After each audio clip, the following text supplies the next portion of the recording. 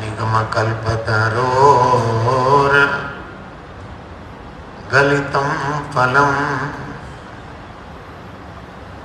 शुकमुखाद अमृत द्रव संजुतम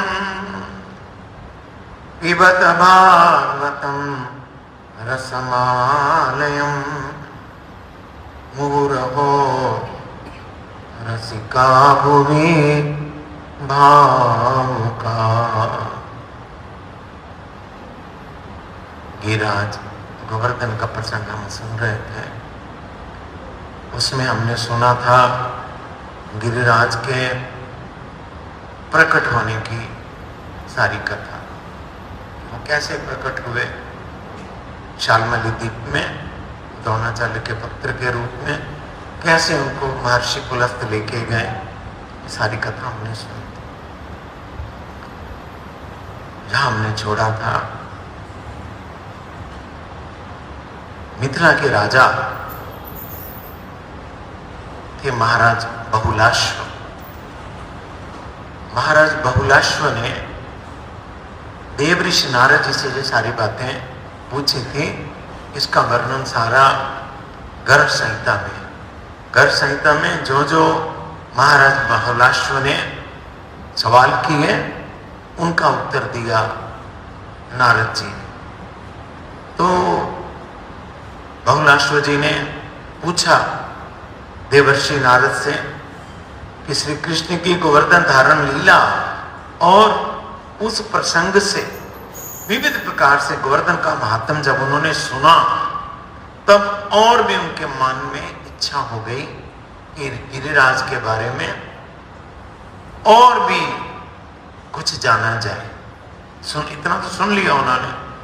सुन के उन्होंने प्रश्न किया, कति मुख्यानि तीर्थानि गिरिराजे महात्मनि एतद् ब्रूहि महायोगिन साक्षात्वम दिव्य दर्शनः। हे नारद जी, हे महायोगी जी, आप तो साक्षात दिव्य दृष्टि से संपन्न हैं। आप तो दिव्य दृष्टि से युक्त हैं नारद जी।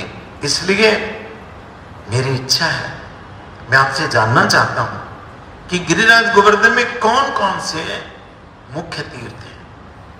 मेरी इच्छा है गिरिराज गोवर्धन में मुख्य मुख्य तीर्थ और कौन कौन से हैं, आप कृपा करके उन सब का मेरे पास वर्णन करें।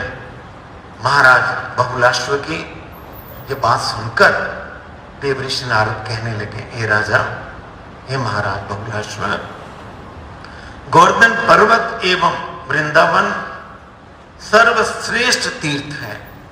गोलोक के मुकुट स्वरूप ये गोवर्धन पर्वत ब्रजवासियों के द्वारा पूजित होकर सर्वदा उनकी रक्षा करते हैं एवं श्री कृष्ण के परम प्रिय हैं। पूर्ण ब्रह्म श्री कृष्ण ब्रजवासियों की रक्षा के लिए इन्हीं गोवर्धन पर्वत को अपने बाएं हाथ पर छतरी की भांति धारण करके 7 दिन तक खड़े रहे थे। अखिल भुवनपति श्री कृष्ण ने इंद्र की पूजा के स्थान पर, इंद्र की पूजा के स्थान पर अपने पार्षदों के सहित जिनकी आप पूजा की है, उनसे श्रेष्ठ तीर्थ जगत में क्या कोई और हो सकता है? उन्होंने कहा, जिस तीर्थ की भगवान ने ब्रजवासियों को लेके, पार्षदों को लेके स्वयं पूजा की है, उससे श्रेष्ठ तीर्थ सारे जगत में और क्या हो सकता है? हे मिथिलापते, परिपूर्णतम स्वयं भगवान अखिल ब्रह्मांड पालक गोलोकपति श्री कृष्ण इस गोवर्धन पर्वत पर ग्वाल बालों के साथ सर्वदा नाना प्रकार की क्रीड़ाएं करते हैं। अतएव चतुरानन ब्रह्मा भी इनके महात्म का वर्णन करने में समर्थ नहीं। जहां स्वयं जो भगवान की क्रीड़ा स्थली है, उसका वर्णन करने में कहते ब्रह्मा जी भी 4 मुखों से भी वर्णन करने में समर्थ नहीं होते हैं। गोवर्धन पर्वत में, हे महाराजा, गोवर्धन पर्वत में महापाप नाशिनी, पाप नाशिनी नहीं, पापों की भी एक कैटेगरी होती है। कुछ छोटा पाप है, उससे बड़ा पाप है, उससे बड़ा पाप है, बड़े पाप को महापाप बोलते हैं। एक चींटी का मर जाना और एक ब्राह्मण का मर जाना, इनमें अंतर है। ब्राह्मण का मतलब महापाप। कहते जो गोवर्धन में, हे राजा, गोवर्धन में महापाप नाशनी मानसी गंगा है। वहां पर मानसी गंगा जाने से महापाप जो हो जाते हैं वो भी विनष्ट हो जाते हैं। और स्वच्छ जल से परिपूर्ण गोविंद कुंड है और चंद्र सरोवर है। चंद्र सरोवर नहीं देखा होगा ना, है? चंद्र सरोवर पारासौली में है, गोवर्धन का पारासौली, पर जहां सूरदास जी का स्थान है। चंद्र सरोवर बड़ी फेमस जगह है।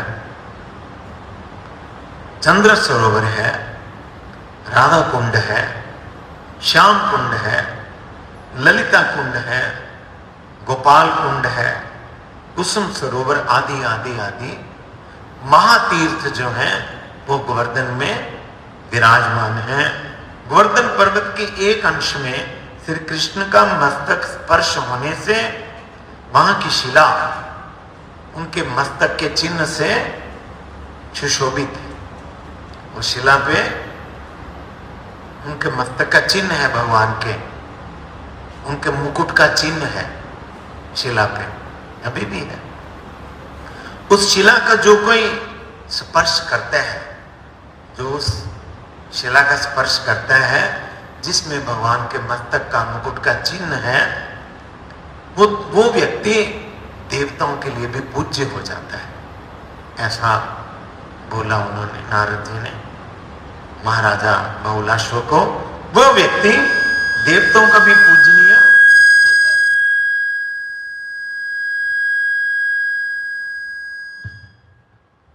मुकुट का चिन्ह, लपटी का चिन्ह, ये देखना हो तो सुबह जाना होगा, शाम को नहीं दिखाई देगा। शाम को तो श्रृंगार हो जाता है, सुबह देख सकते हैं। गोवर्धन पर्वत के जिन शिलाखंडों में श्री कृष्ण ने विविध चित्रांकन किए थे, वे सारी शिलाएं आज भी चित्रित रूप से विराजमान हैं एवं वे स्थान चित्रशिला के नाम से विख्यात है। जहां भगवान ने जिन जिन शिलाओं पर चित्रांकन किया उनका नाम है चित्रशिला। गोप बालकों के साथ क्रीड़ा करते करते जहां श्री कृष्ण ने शिला वादन किया था, वो बालकों के साथ एक शिला है, गोवर्धन के पास ही है, ज्यादा दूर नहीं, 1 किलोमीटर होगा। वो जब खेल रहे थे तो उन्होंने शिला को बजाया, वो आज भी है, उसका नाम ही है बाजनी शिला। उसमें बजाने से म्यूजिक निकलता है, बाजनी शिला। वो आज भी शिला बाजनी शिला के नाम से प्रसिद्ध है एवं महापाप विनाशनी। बाजनी शिला भी महापापों का नाश करने वाली है। गोवर्धन पर्वत के जिस स्थान में श्री कृष्ण ने गोप बालकों के साथ कंदुक क्रीड़ा की थी, वो स्थान कंदुक क्षेत्र के नाम से विख्यात है। कंदुक का मतलब होता है गेंद, मतलब गेंद।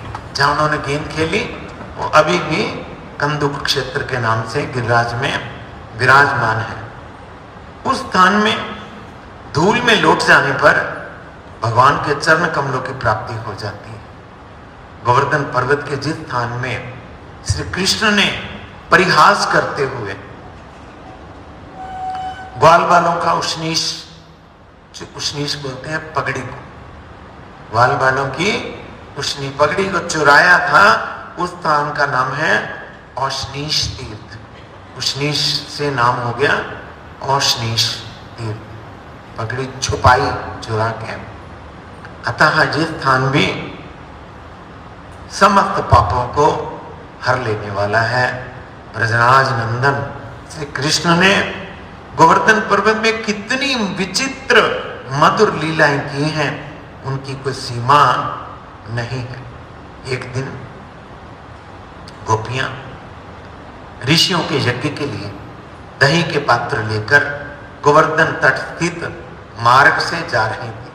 ऐसे समय में उनके नूपुर, हाथ के कंकन आदि आभूषणों की ध्वनि सुनकर लपटीधारी श्री कृष्ण ग्वाल वालों के साथ उस स्थान पर आकर उपस्थित हो गए और गोब्रह्मणियों का मार्ग रोक कर खड़े हो गए और कहने लगे, हे गोपियों, हे गोब्रह्मणियों, तुम लोग समुचित कर दान दिए बिना, कर दान मतलब मेरे हाथ में दान दिए बिना, कर दान दिए बिना यहां से नहीं जा सकते। वंशीधारी श्री कृष्ण की ये बातें सुनकर गोपियां कहने लगी, तुम अत्यंत कुटिल हो। दही दूध प्राप्त करने के लिए ग्वाल वालों के साथ मिलकर कर लेने के बहाने हमारे निकट उपस्थित हो गए हो। हम तुम्हारे माता पिता के साथ तुम्हें बलपूर्वक कंस के कारागार में पहुंचा देंगे। हम क्या करेंगे, तुम्हारे माँ बाप को भी और तुम्हें भी जबरदस्ती कंस के जेल में डलवा देंगे, शिकायत करेंगे। गोपियों की ये फटकार सुनकर श्री कृष्ण हंसते हुए ने कहने लगे, मैं गऊओं की शपथ लेता हूं, मैं गायों की शपथ लेकर कहता हूं कि मैं जो जिसके दंड के लिए तुम बोल रही हो कंस के, मैं कंस का वंश के सहित उसका वध करूंगा।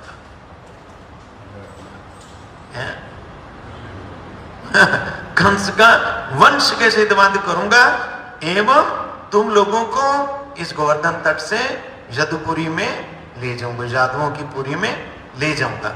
ये कहकर श्री कृष्ण ने गोप बालकों को संकेत किया, जिससे उन बालकों ने गोब्रह्मणियों से दही के पात्र छीन लिए और भूमि पर गिरा दिए। गोब्रह्मणियां कहने लगी, ये नंदनंदन अति धूर्त, ढीठ, निर्भय और मिथ्याभाषी हो गया।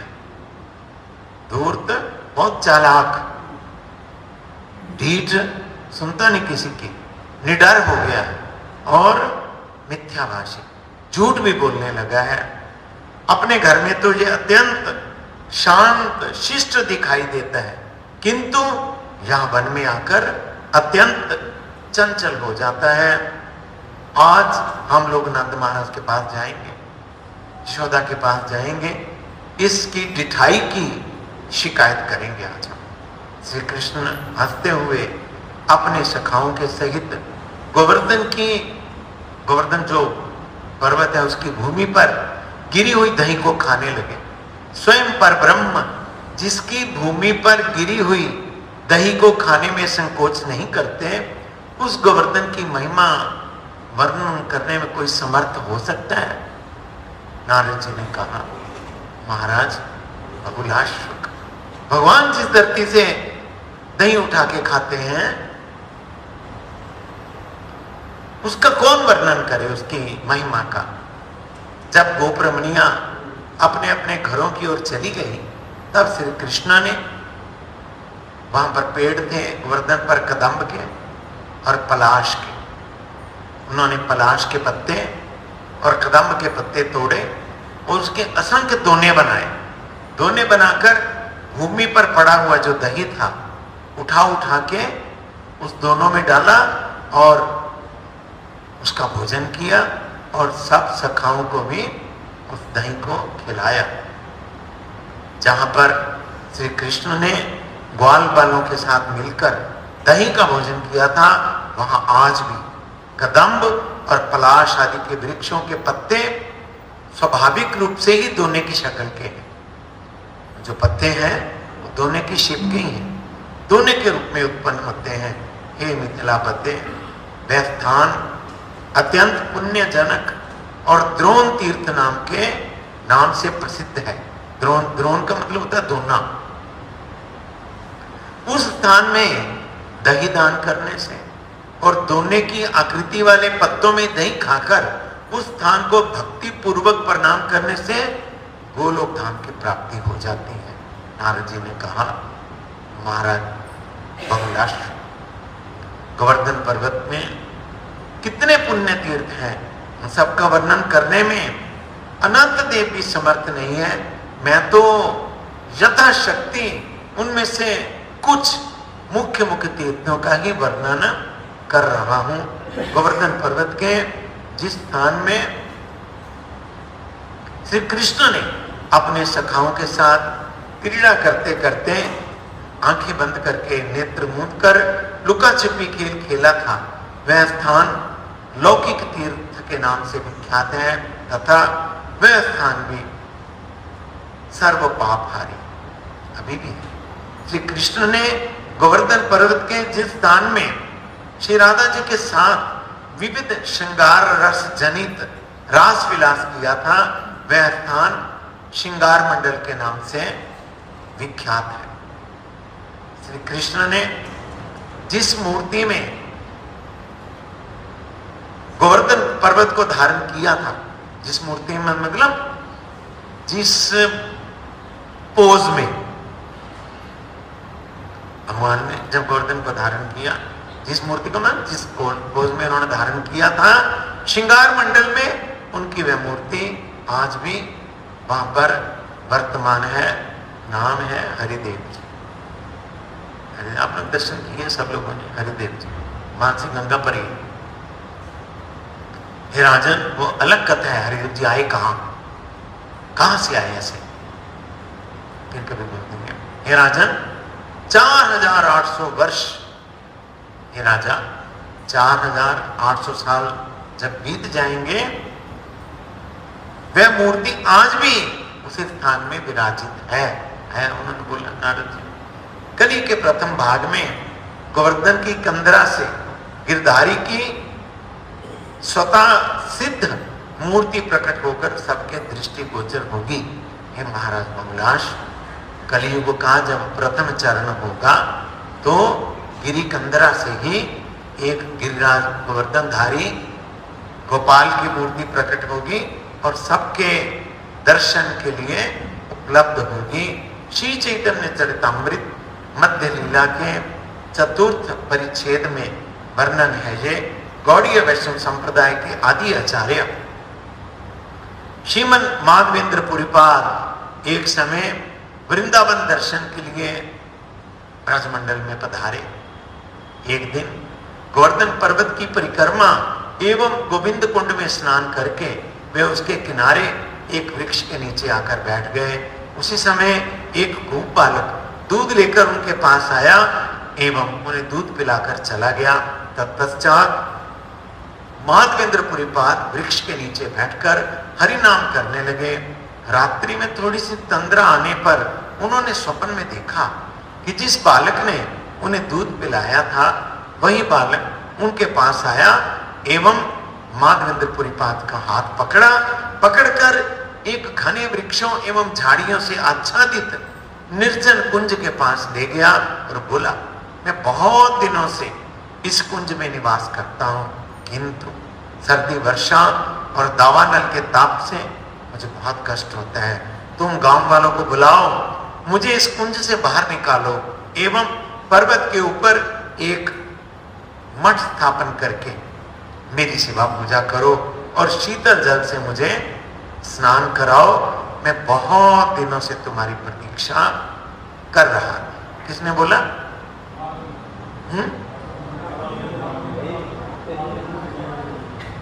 किसने बोला? महाविंद्र को पुरी ने बोला, जो बच्चा उनको दूध पिला के गया था। भगवान महाविंद्रपुरी तो जानते नहीं थे ये भगवान है, उनको तो नहीं पता था ये कृष्ण है, वो बाद में अनुभव होगा। तो उस बालक ने ये बात कही कि मैं बहुत दिनों से कृष्ण ही है। कृष्ण ही अपने बारे में बता रहे हैं कि यहाँ इस निर्जन कुंज में मैं दबा हुआ हूँ, बारिश से, सर्दी से, धूप से मैं तापित होता हूँ, मुझसे यहाँ से निकालो और निकाल के शीतल जल से मुझे स्नान कराओ मैं तुम्हारी ही राह देख रहा। बहुदिन तुम्हार पथ करी निरीक्षण, कबे असी माधव मोरे करीबे सेवन। बहुत दिनों से मैं तुम्हारा रास्ता देख रहा था।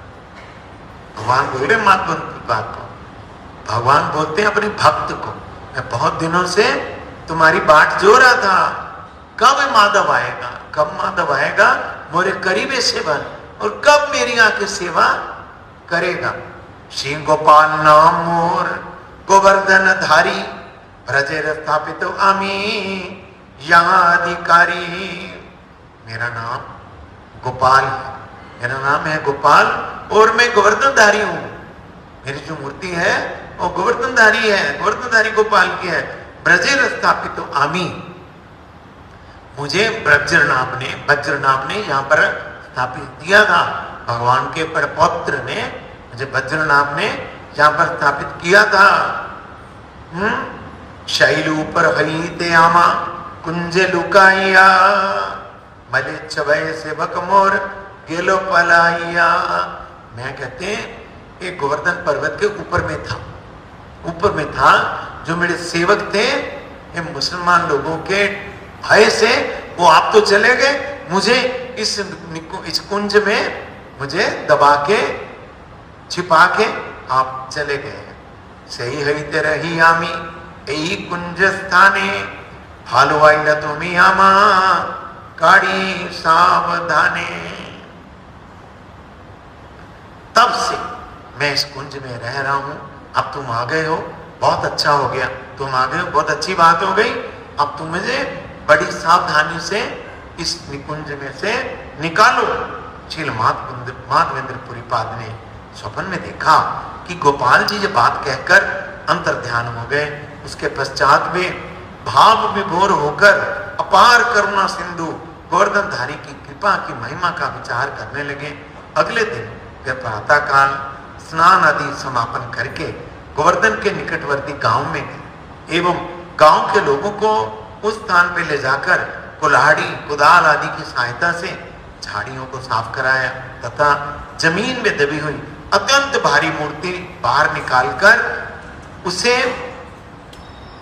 पर्वत के ऊपर प्रस्तर के सिंहासन पर स्थापित। उन्होंने मिट्टी को हटाया, उस गोवर्धनधारी गोपाल की मूर्ति को निकाला। वो जो मूर्ति है वो एक ही शिला में है, सारी जो मूर्ति है एक ही शिला में मूर्ति है, एक ही शिला में गोवर्धन भी बना हुआ, उनका हाथ भी बना हुआ, सब बना हुआ।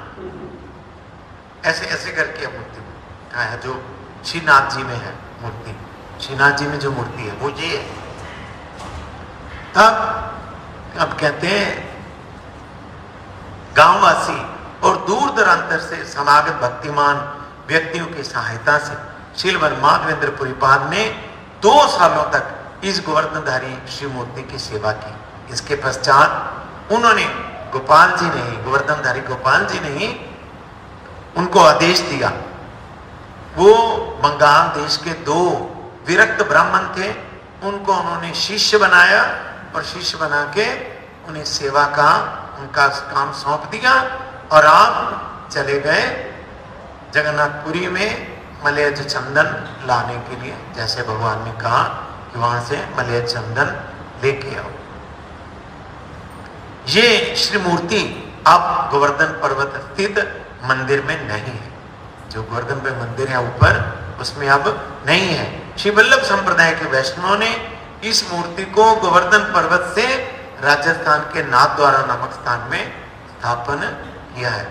वो वल्लभ संप्रदाय के जो वैष्णव थे वो एक बैलगाड़ी की उन्होंने, वो बैलगाड़ी में वो बैलगाड़ी अभी भी है। जिस बैलगाड़ी में वो गिरिराज गोवर्धनधारी गोपाल को लेके गए थे, वो बैलगाड़ी है अभी। अब नाथद्वारा में जाएंगे तो एक प्रकोष्ठ में वो बैलगाड़ी है, प्रणाम करने के लिए, दर्शन करने के लिए। उस बैलगाड़ी में वो लेके गए। रास्ते में एक स्थान है वो नाथद्वारा के पास ही, वहां रहे पहले श्रीनाथ जी। वहां से फिर अभी जो हवेली है श्रीनाथ जी की, बहुत बड़ी है, मंदिर नहीं है, हवेली में श्रीनाथ जी विराजते हैं। वहां से यहां पर आए एवं आज भी महासमारोह के साथ उनकी सेवा हो रही है। आज भी हजारों की संख्या में भाग्यवान व्यक्ति नाथ द्वारा जाकर श्री गोवर्धनधारी के श्री चरणों का दर्शन करते हैं। सुबह ही मंगल आरती से पहले ही उनका द्वार बंद होता है। वो जो हवेली की सीढ़ियां हैं वहां पर अर्ली इन द मॉर्निंग लोग जाके बैठ जाते हैं। बस फिर जब द्वार खुलता है तब अंदर जाके फिर वो प्रणाम करते हैं। गोवर्धन गिरी में वहां पर ठाकुर जी की सेवा है, वो राजोचित सेवा है, राजाओं की, महाराजाओं की जैसे सेवा होती है। उनका श्रृंगार क्या, उनका भोग राग क्या, महाराजाओं की तरह है। गोवर्धन गिरी में श्री कृष्ण ने जिस स्वरूप में लीलाएं की हैं, सज्जनों ने उनको देवदमन श्रीनाथ का नाम दिया है। उनका नाम लोगों ने श्रीनाथ रख दिया है। भारतवर्ष के 4 कोनों में चार कोने हैं, पूर्व, पश्चिम, उत्तर और दक्षिण, और चारों में एक में है जगन्नाथ जी, एक में है श्री रंगनाथ जी, और एक में है द्वारिकानाथ जी, और एक में है बद्रीनाथ जी। हमारे पूज्यपाद भारती महाराज बोलते थे इस बात को कि अलग अलग चारों धामों में भगवान ने अपने अलग अलग विलास को प्रकट किया है। बद्रीनाथ में उन्होंने अपना तपस्या विलास प्रकट किया है। बद्रीनाथ जानते हैं वहां पर किस प्रकार नाग नारायण रूप में तपस्या की है, वहां उनका तपस्या विलास है। और फिर है जगन्नाथपुरी, जगन्नाथपुरी में उनका भोजन विलास, और उसके बाद है दक्षिण में रंग जी, वहां पर क्या है कबीर आप जानते हैं, वहां उनका है स्नान विलास, और द्वारिका में उनका शयन विलास है। शयन कहते ये 4 तो है ही, 5वां नाम श्रीनाथ जी का है। ये नारद जी सुना रहे हैं, कहते 5वां नाम श्रीनाथ जी है, श्रीनाथ जी के रूप में। अतः ये पंचनाथ के रूप से जाने जाते हैं। पूछे तो कौन कौन? बद्रीनाथ, जगन्नाथ, रंगनाथ, द्वारिकानाथ और श्रीनाथ। ये कहते पंचनाथ के नाम से जाने जाते हैं। श्री भगवान की ये जो पंचनाथ मूर्ति है, मतलब पंचनाथ उनके जो श्री विग्रह हैं, ये कहते हैं सभी आर्त त्राण परायण, ऐसा बोला। ये सभी जो हैं आर्त त्राण परायण, मतलब सभी इतने दयालु हैं, आर्त लोगों का त्राण करने वाले हैं, आर्त लोगों की, दुखी लोगों की दुख हटाने वाले हैं। आर्त का मतलब जो आरती के साथ भगवान को पुकारते हैं उनका त्राण करने वाले हैं। त्राण परायण है मतलब सभी जितने प्रकार के जो दुखी लोग हैं उनके दुख को हटाने वाले हैं। किसका? सबका अलग अलग प्रकार का दुख है, एक जैसा तो नहीं है। नहीं, किसी को बीमारी का दुख, किसी को घर का दुख, किसी को भगवान के दर्शन का दुख है ना। वो जैसा जैसा जिसका दुख है ऐसा ही ये पंचनाथ जो है सबका दुख हटाने वाले हैं। और एक उन्होंने कहा कि ये पंचनाथों का जो दर्शन कर लेता है वो तो नारायण स्वरूप को ही प्राप्त कर लेता है।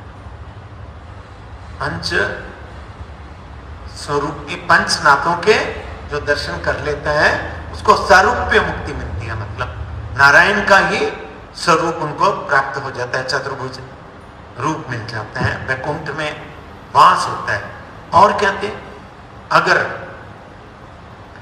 कहते जगन्नाथ जी, रंगनाथ जी, द्वारकानाथ जी और बद्रीनाथ जी, इन चारों जगह में जाके अगर दर्शन ना भी कोई कर पाए और श्रीनाथ जी के दर्शन कर ले तो उसकी यात्रा सफल, और नहीं तो इन चारों के कर ले और श्रीनाथ जी की यात्रा ना करे तो बोलते हैं इन चारों के दर्शन निष्फल चले जाए। मैं नहीं बोल रहा हूं, एक ग्रंथ बोल रहा है। दोबारा बोलो क्या? पहले जो जितना बोला उतना सुनिए। वो बोलते हैं कि जगन्नाथ जी, रंगनाथ जी, बद्रीनाथ जी और द्वारिका, ये चारों जगह में जाए, श्रीनाथ जी के चरणों में ना जाए तो इन चारों जगह में जाना निष्फल हो जाता है, ऐसा बोलो। अच्छा, और जो ऐसा भाग्यवान व्यक्ति, कैसा, जिसका भाग्य सब प्रकार से भाग्यशाली है, जो यानी का समस्त भाग्यवान, समस्त प्रकार का भाग्यवान व्यक्ति गोवर्धन में श्रीनाथ जी का दर्शन जो करता है, श्रीनाथ जी का जो दर्शन कर लेता है, वह यदि जगन्नाथ जी आदि आदि मूर्तियों का दर्शन ना भी कर पाए तो भी श्रीनाथ जी के दर्शन से ही पंच विधि पंचनाथों के दर्शन का फल मिल जाए। ठीक हुआ? कल आगे चलेंगे, आज कितनी है बोलो? क्या सभी हमेशा ही जा सकते हैं?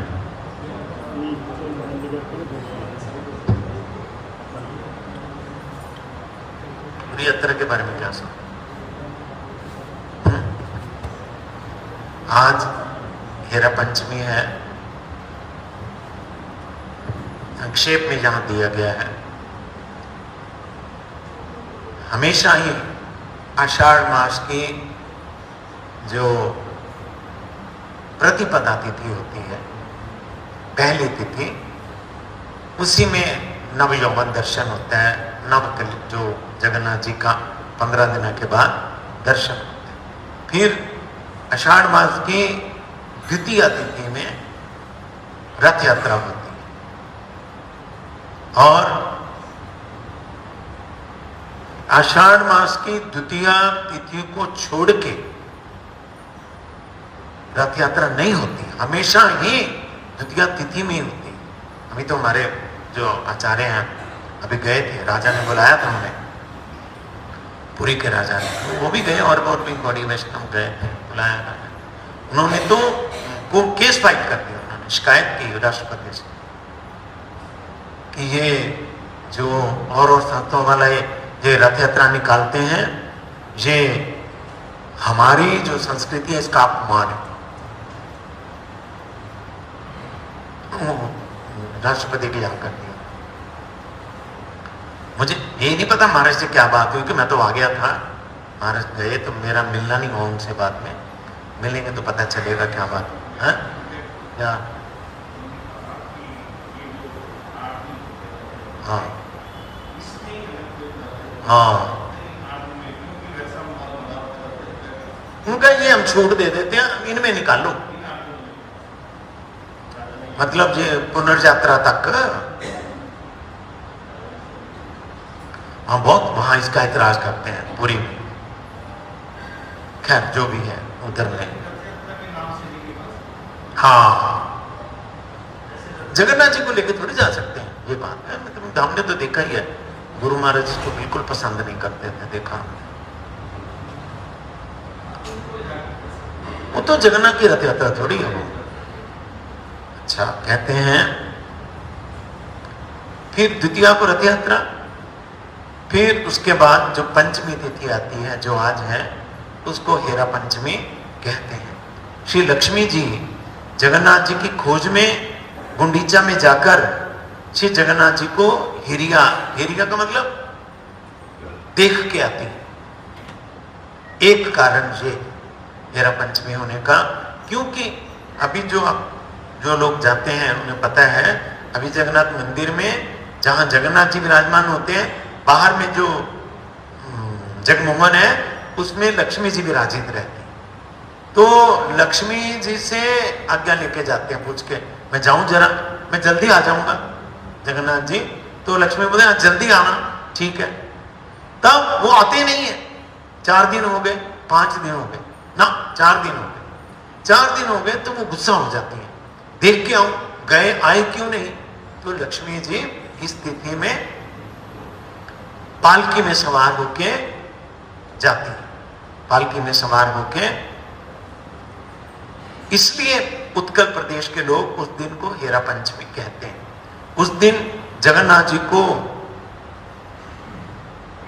देखा नहीं होता, लक्ष्मी जी ने ढूंढने जाती हैं, इसलिए उत्कल के कुछ कुछ लोग उसे हारा पंचमी भी कहते हैं। हारा पंचमी का मतलब खोई हुई पंचमी, खोई हुई पंचमी। फिर कुछ लोग इसको होरा पंचमी भी कहते हैं। हेरा पंचमी, हारा पंचमी, होरा पंचमी। होरा का अर्थ होता है जाना। अतः लक्ष्मी जी इस तिथि को गमन करती हैं, मंदिर से निकल के जाती हैं, पालकी में विजय करती हैं, इसलिए इसको होरा पंचमी भी कहते हैं। हमारे कवि कर्णपूर गोस्वामी जी ने चैतन्य चंद्रोदक नाटक में इसे होरा महोत्सव कहा है। कविराज गोस्वामी जी ने, कृष्णदास कविराज गोस्वामी जी ने इसको श्री लक्ष्मी विजय महोत्सव के बारे में के नाम से बोला है। इस तिथि को जब 5 शिव हैं वहां मुख्य रूप से, 5 में से एक है यमेश्वर। यमेश्वर जहां पर टोटा गोपीनाथ मंदिर है, उस एरिया को यमेश्वर टोटा बोलते हैं। वहां यमेश्वर शिव है। यमेश्वर शिव को साथ लेती हैं और लेके पालकी में सवार होके चंदन सरोवर के किनारे किनारे होके फिर वो गुंडीचा मंदिर पहुंचती है। जब वो गुंडीचा मंदिर पहुंचती है तो जो गुंडीचा मंदिर में जगन्नाथ बलदेव सुभद्रा जी के जो सेवक हैं वो लक्ष्मी जी देखकर दरवाजा बंद कर देते हैं। दरवाजा जब बंद कर देते हैं, दरवाजा बंद करने पे वो और गुस्सा हो जाती है। वहां पर आपस में बहुत बात है एक दूसरे की, उस पक्ष के लोग और लक्ष्मी जी के पक्ष के लोग आपस में उनका, इसको हमारी भाषा में कहें प्रेम कलह, गालागाली आपस में होती है। तब जब गुस्सा आता है तो रथ को तोड़ देती है, थोड़ा रथ का हिस्सा तोड़ देती हैं, तोड़ के फिर वापस आ जाती हैं। और उसके बाद वहां के जो मोहल्ले हैं जगन्नाथपुरी के, जहां जैसे बोल देते हैं ना कटरा फलाना, कटरा फलाना है ना, बोल देते हैं कृष्णनगर, ऐसा वहां पर शाही बोलते हैं। शाही कोई भी मोहल्ला हो, जैसे हरचंद शाही, बाली शाही, अलग अलग मोहल्लों का नाम है। एक मोहल्ला है उसका नाम है हेरा कोहिरी शाही। ये 7 है मुख्य रूप से, 7 शाही के लोग अपना अपना जुलूस लेके आते हैं वहां पर चंदन सरोवर में। जब चंदन यात्रा होती है तो इस शाही में वो लक्ष्मी जी आती हैं, वहां पर उनका स्वागत होता है, भोग राग होता है, फिर वहां से मंदिर में वापस आ जाती हैं। जिस दिन जगन्नाथ जी का पाहुड़ा, पाहुड़ा का मतलब उल्टी रथ यात्रा जिस दिन होती है, वापस आते हैं तो वो राजा का जो महल है उसके सामने में राजा समझौता करा देते हैं दोनों का। जगन्नाथ जी की प्रसादी माला लक्ष्मी जी के गले में देते हैं। बहुत देर लगती है उसमें भी, इतनी जल्दी नहीं समझौता होता है, वहां बहुत देर लगती है। उसके आगे खड़े रहते, फिर राजा आके जगन्नाथ जी की माला दे देते हैं लक्ष्मी जी को, और अपनी दासियों के साथ वहां पर जाती हैं लक्ष्मी जी। तब आने पे भी जगन्नाथ जी को अंदर आना अलाउ नहीं करती है। जगन्नाथ जी 2 दिन मंदिर के बाहर ही रहते हैं। तीसरे दिन वो बहुत बात है, वो क्या क्या उपहार भेजते हैं लक्ष्मी जी के। रसगुल्ला क्या है, विशेष रसगुल्ला होता है, विशेष एक शरबत होता है, वो गिलास, यहाँ से इतना बड़ा गिलास होता है जो जगन्नाथ जी को देते हैं, पाना बोलते हैं उसको, पीने के लिए भेजते हैं बहुत बार लक्ष्मी जी को मना के। तब तीसरे दिन वो जगन्नाथ जी अंदर मंदिर में उसको बोलते हैं रत्न वेदी, ऐसे बनाया ना रत्न वेदी। इस रत्न वेदी पे वो बलदेव सुभद्रा जगन्नाथ जी विराजित। वो सोना विष तो बाहर ही होता है। सोना विष तो जो 2 दिन अंदर नहीं जाते हैं ना, वो एकादशी को होता है। एकादशी को आप जो एकादशी आएगी उस दिन होता है, बाहर ही होता है। बाहर में तो बहुत भीड़ होती है, बहुत ज्यादा भीड़, बहुत ज्यादा भीड़। घंटों लगते हैं दर्शन के, इतना रश होता है। हमारे मठ तक लाइन आ जाती है इतना। पर ज्यादा लोग उत्कल प्रदेश के लोग ज्यादा आते हैं, आसपास के गांव के लोग, उड़ीसा के बहुत लोग आते हैं, बहुत लोग आते हैं। गौड़ीय वैष्णवों का, महाप्रभु का जो संप्रदाय है, उनका बलदेव सुभद्रा जगन्नाथ जी को गुंडीचा मंदिर में ले जाने के लिए उत्साह है। और जगन्नाथ जी को वृंदावन में ले जाते हैं। वृंदावन से वापस सुंदराचल में लाने के लिए गौड़ीय वैष्णवों का उत्साह नहीं होता है। वो वहां के लोग जो उत्कल प्रदेश वासी लोग हैं वो आते हैं, चलो महाराज वापस चलो, बहुत दिन हो गए, चलो। जो भी अनंत भगवान की लीला है जगन्नाथ जी की, धीरे धीरे हम सुनते रहेंगे। वांछा कल्पतरुभ्यश्च कृपा सिंधु।